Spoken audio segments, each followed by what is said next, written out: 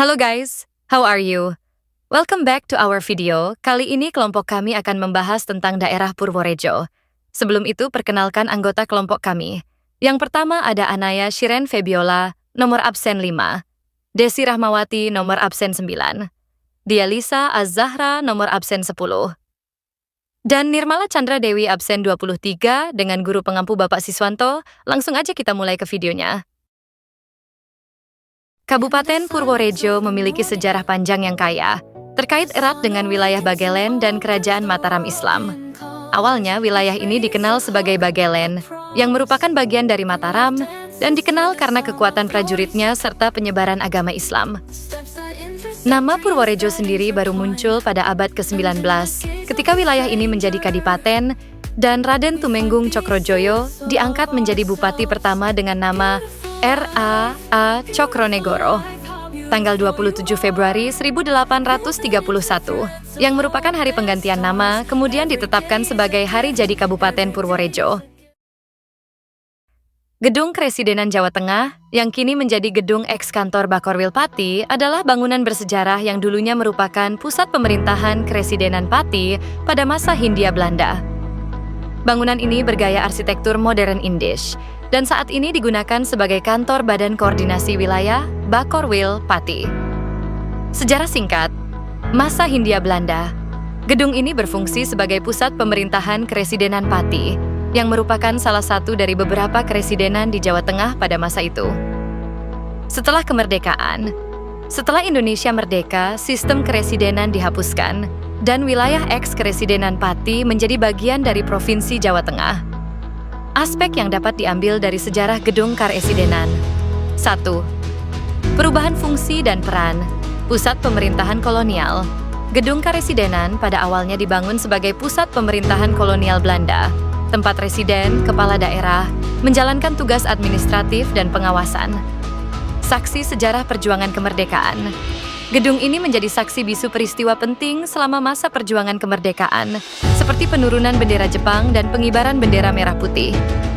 Kantor pemerintahan pasca kemerdekaan.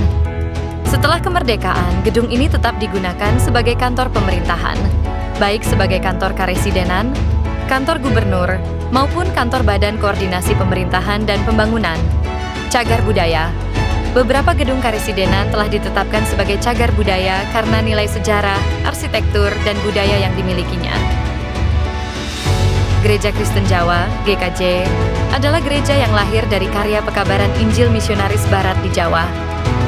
Awalnya, GKJ diatur berdasarkan dogma gereja Belanda, yang menyebabkan terpisahnya GKJ dari akar budaya Jawa.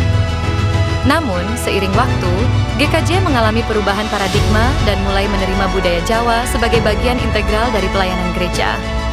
Penjelasan aspek-aspek tersebut. 1. Peran Zending dan pekabaran Injil. GKJ lahir dari pekabaran Injil yang dilakukan oleh Zending, misi Kristen dari Belanda. Sejarah mencatat bagaimana para misionaris berupaya memperkenalkan ajaran Kristen kepada masyarakat Jawa, meskipun menghadapi berbagai tantangan seperti perbedaan bahasa dan budaya.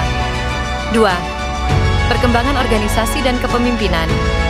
GKJ mengalami perkembangan organisasi yang cukup dinamis, mulai dari bentuk awal yang terikat pada Zending, hingga menjadi gereja yang mandiri dengan sistem kepemimpinan yang khas.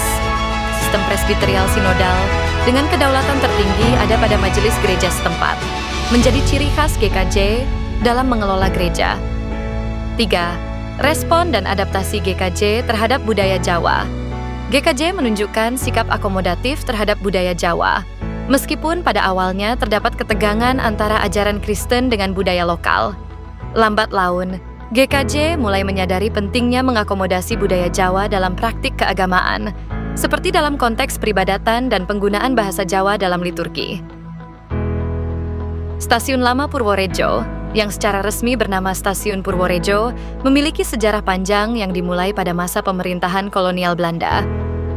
Stasiun ini awalnya dibangun sebagai bagian dari jalur kereta api Kutoarjo Purworejo pada tahun 1887, yang merupakan cabang dari jalur utama Yogyakarta Cilacap.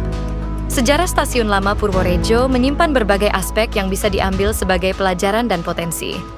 Aspek-aspek tersebut meliputi 1. Aspek ekonomi, potensi wisata. Stasiun Lama Purworejo memiliki nilai historis yang kuat dan dapat menjadi daya tarik wisata sejarah dan edukasi. 2. Aspek sejarah dan budaya. Saksi bisu. Sejarah, stasiun ini adalah saksi bisu perkembangan perkereta-apian di Purworejo dan masa kolonial Belanda, memberikan pemahaman tentang sejarah transportasi dan perkembangan wilayah.